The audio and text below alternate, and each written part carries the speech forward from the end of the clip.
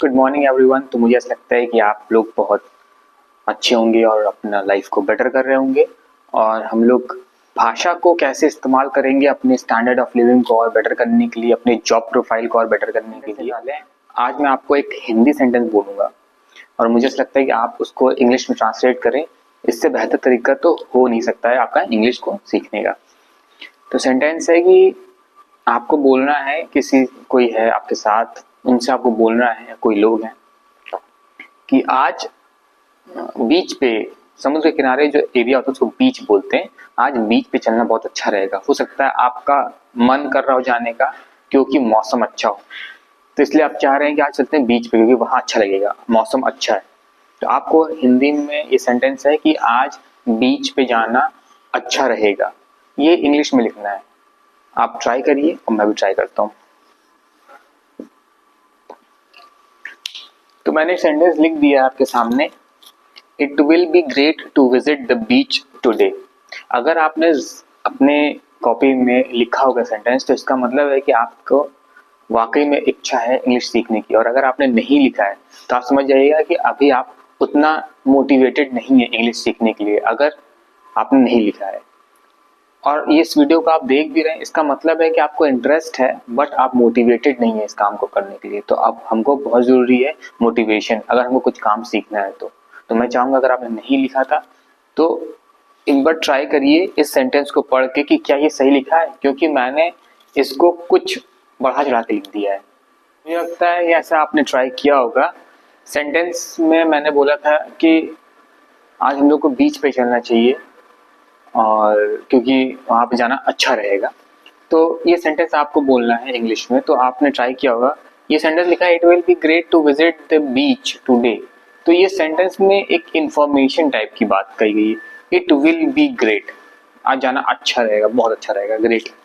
तो ग्रेट की कोई ज़रूरत नहीं है, आप बस बता रहे हैं कि आज जाना अच्छा रहेगा, तो आप बिना ग्रेट वर्ड के भी यूज़ कर सकते हैं। अच्छा, ये सेंटेंस को देखकर आपको क्या लगता है कि आप किसी को ऑर्डर दे रहे हैं कि आप आज एक रिक्वेस्ट के रूप में बोल रहे हैं कि आज चलते हैं बीच पे? क्या लगता है आपको? आपको यही लग रहा होगा कि हम लोग एक रिक्वेस्ट कर रहे हैं, एक मन है जाने का, तो एक रिक्वेस्ट फॉर्म है ये कि आज चलते हैं बीच पे। तो वहां पर हम इस विल का इस्तेमाल नहीं करेंगे, वो सही सेंटेंस होगा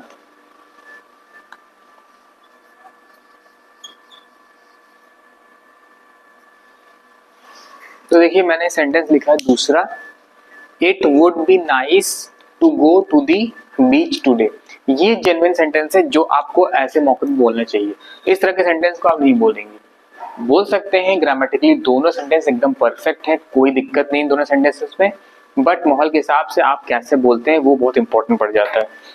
अगर आपको ऐसा लगता है कि ये सेंटेंस बोल के कोई दिक्कत है तो कोई दिक्कत नहीं, बट सिचुएशन में आप रिक्वेस्ट के तौर पे कर रहे हैं, इच्छा है कि चलो चलते हैं ना, घूम के आते हैं बीच पे, मौसम कितना अच्छा है, तो हम इस तरीके से बोलेंगे। और वर्ड हमको पता है कि हम कब इस्तेमाल करते हैं, जब हमको कोई चीज रिक्वेस्ट करनी हो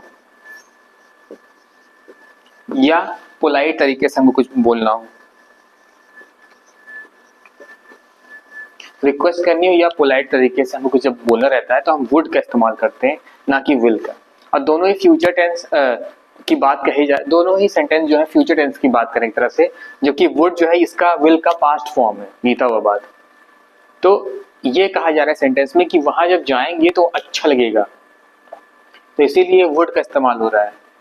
तो क्योंकि हो सकता है वहां जाने के बाद उनको अच्छा जब लगे तो अब बोले हाँ अच्छा था वहां पर, तो इसीलिए यहाँ पर वुड का इस्तेमाल हुआ है, अच्छा था, है ना। It would be nice to go to the beach today, आज बहुत अच्छा रहेगा बीच पे जाना। तो ये वुड का इस्तेमाल भी हम करते हैं, ये नहीं कि आप पास्ट टेंस का है तो हम नहीं कर सकते, बट आप कर सकते हैं। और ये बहुत अच्छा सेंटेंस है, ये परफेक्ट सेंटेंस है इसको बोलने का इस सिचुएशन में। तो ये दोनों सेंटेंस आप नोट डाउन कर सकते हैं और इस पे आप प्रैक्टिस कर सकते हैं, इसके बारे में बात कर सकते हैं, बोल सकते हैं। और बहुत सारी बातें हैं, अगर आपको ऐसा लगता है कोई चीज़ है जो आपको लगातार डिस्टर्ब कर रही है इंग्लिश सीखने में, कोई ऐसी ग्रामर पार्ट है या कुछ ऐसा चीज़ है जिसको आपको समझना है और बहुत अच्छे समझना है, तो आप मुझे कमेंट करिए, मैं आपको डेडिकेटेड वीडियो उस पर बना के भेजूंगा। वुड का तो मुझे लगता है आपको क्लियर होगा, वुड और विल में क्या बात थी वो तो मैंने आपको क्लियर कर दी। बट यहाँ पर लिखा है it will be great, it will be great, और यहाँ लिखा है इट वुड बी नाइस। तो ये दोनों चीजों के बारे में है कि ग्रेट का मतलब बहुत ही अच्छा रहेगा, क्योंकि हमको जब कुछ बोले, जैसे आप सेंटेंस था कि आज बीच पे चलते हैं अच्छा रहेगा, तो हम एग्जैजरेट नहीं कर रहे हैं, हम बढ़ा चढ़ा के कुछ नहीं बोलना चाहते हैं कि आज बीच चलो, आज बहुत मजा आएगा, बहुत मजा आएगा। ये सुनने में बड़ा खराब लग रहा है, अजीब लग रहा है, कह रहे ये कैसे है। बट अगर बोलेंगे आज बीच चलते हैं ना अच्छा रहेगा, तो ये सुनने में जेन्युइन बैलेंस्ड सेंटेंस है, एकदम लग रहा है कि हाँ चलना चाहिए। तो इसीलिए यहाँ पर वुड बी नाइस का वर्ड आया ग्रेट करनी। ग्रेट एक सुपरलेटिव टाइप का वर्ड हो जाता है, हालांकि ग्रेटेस्ट होगा इसका सुपरलेटिव फॉर्म, बट ये एक बहुत अच्छा फॉर्म है, मतलब गुड से बेटर है, फाइन से बेटर है वर्ड ग्रेट। तो हम बहुत वैसी बात नहीं कह रहे हैं कि आज चलने, मतलब हम एक जेन्युइन रिक्वेस्ट कर रहे हैं कि आज चलना होगा। तो हमको जो वर्ड का जो हमको ऑप्शन है जो चूज करना है वर्ड बोलते वक्त, वो बहुत इंपॉर्टेंट है, क्योंकि उसी से हम एक्यूरेटली हम बता सकते हैं कि मेरी बात, मेरी जो भावना है, मेरी जो वो फीलिंग है इस बात कहने की, वो क्या है। तो यहाँ पर इसीलिए ग्रेट की जगह नाइस का इस्तेमाल हुआ है। अब विजिट बहुत अच्छा वर्ड है, गो भी दोनों बराबर ही है। विजिट मतलब हम वहां पर जाएंगे और वापस आएंगे, वैसे गो भी है।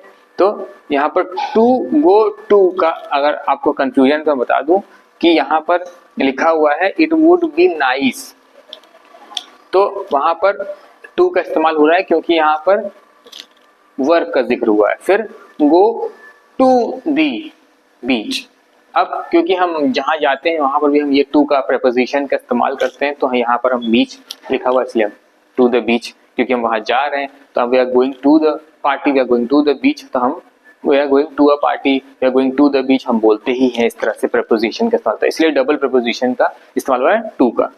अब बीच टुडे मतलब आज, तो इस तरीके से सेंटेंस को फ्रेम किया गया है।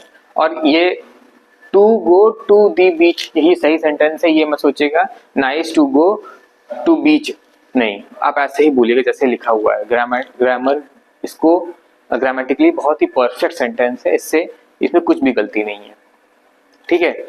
इनको बहुत बोल के इनको प्रैक्टिस करिए, डेली लाइफ में इनको बोलिए। आप बीच पे नहीं रहते हैं, आपके घर के पास बीच नहीं है, कोई जगह है, मॉल है, पार्क है, जू है, अब वो बोल दीजिए it would be nice to go to the zoo today, तो उस तरह से आप बोल सकते हैं। तो आप इंग्लिश में बोलेंगे तो आपको और बेहतर बोलने का वो एक्सपीरियंस होता जाएगा, और आप जब ऑफिशियली कभी कहीं बोलेंगे तो सुनने में लगेगा कि ये पहले से नेटिव स्पीकर है इंग्लिश में, तो इंप्रेशन भी अच्छा पड़ेगा आपका जहां भी आप रहेंगे। तो इन दोनों सेंटेंसेस को नोट डाउन करके इनको करिए प्रैक्टिस ढेर सारी।